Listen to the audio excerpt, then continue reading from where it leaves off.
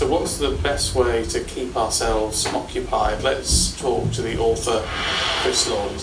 It's always good to see you, Chris. Look, I'm going to be stuck at home from Monday for 3 months.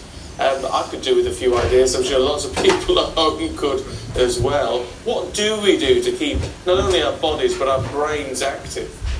Well, I mean, Stephen, this is an unprecedented time, of course, and it's going to be potentially very stressful for people, but actually, I think there may be real silver linings here too.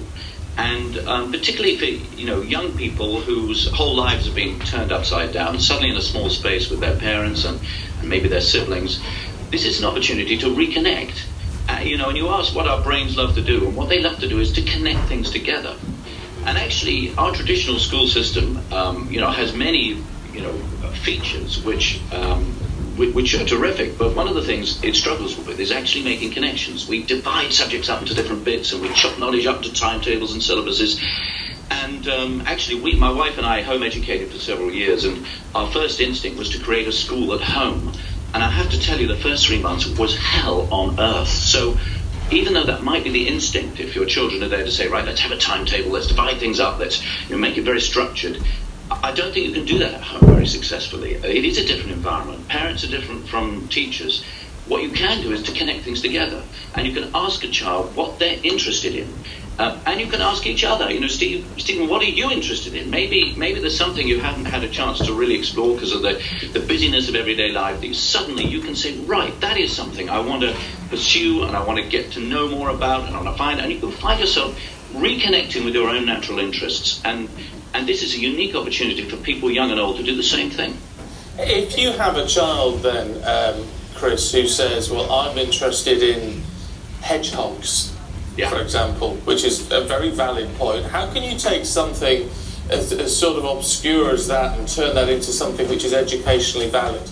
Well, I mean, there's so many things you can do. You can start from anywhere. Hedgehogs is great. What type of an animal is a hedgehog, And then we can start talking about, mammals and what makes mammals different from reptiles and what makes reptiles different from, amphibians. And suddenly we can try and categorize and put it in and say, what sort of a habitat does a hedgehog live in? And start connecting it with its environment, seeing how it survives. And why has it got such spiky, blades coming out of its back? What is the advantage of that? And imagine you're a hedgehog. What would your, write a diary of what life will be like during the day of a hedgehog, and then maybe use your imagination and jump into a rocket and go on a visit around the solar system as a sort of hedgehog that's so insatiably curious it wants to find out more. And then when it comes to, engaging with mum because she's just got a few minutes where she's finished on her work call, why don't you get a little recipe out or make your own and make a hedgehog cake? And a hedgehog cake can be full of little chocolate fingers coming out, and then you can present that to the family at dinner time, and the child can present all this amazing information to everybody at the dinner table of what they've discovered and learned about hedgehogs, which none of the other adults will know. So the child will feel full of confidence, and everybody around the table will be amazed, and out comes the hedgehog cake. So, you just sprung that on me, hedgehogs, but there's so much you can do, and what a fun day you could have.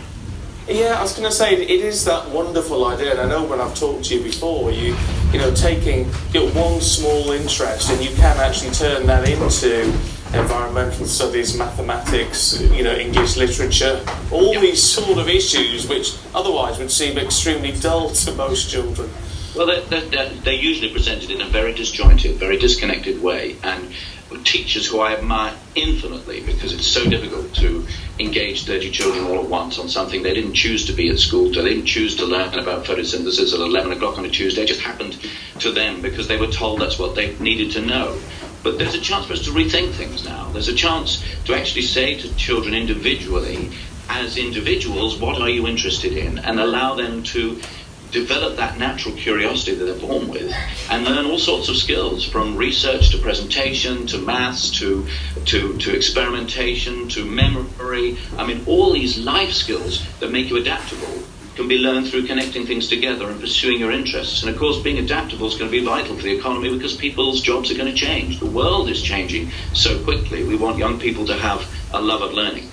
Yeah, and so it's interesting then for those people who, it's all great for the kids as it sounds, but for those of us who are going to end up being off for a considerable amount of time, it is a way of really expanding our knowledge into some key areas that we could actually use to our benefit when this is all over. Absolutely, and the skills that you're using to expand your knowledge are transferable. Just because that child might be becoming an expert on hedgehogs, behind that isn't just the knowledge about hedgehogs. That doesn't matter. It's the motivation for the brain to make connections.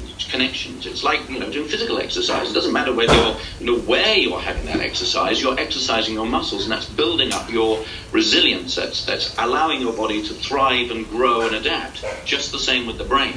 So that's why really just ask a child what they're interested in, and don't worry what it is. Just let them provide an environment for them to be able to explore these things and connect. And of course, you'll all become learners in the home because you'll be learning from each other. And it creates a sense of personal well-being, of mental health. And actually, this is an opportunity, I think, that people who don't try and just lift up a structured environment for school and reimpose that on children at home. If you do that, the opposite will happen, I'm absolutely sure, and there'll be lots of stress and resentment, and people will get moody and then self-isolate into their own rooms, even if they don't need to. That's to be avoided at all costs if possible. Always inspirational to talk to you, Chris. Thank you very much indeed.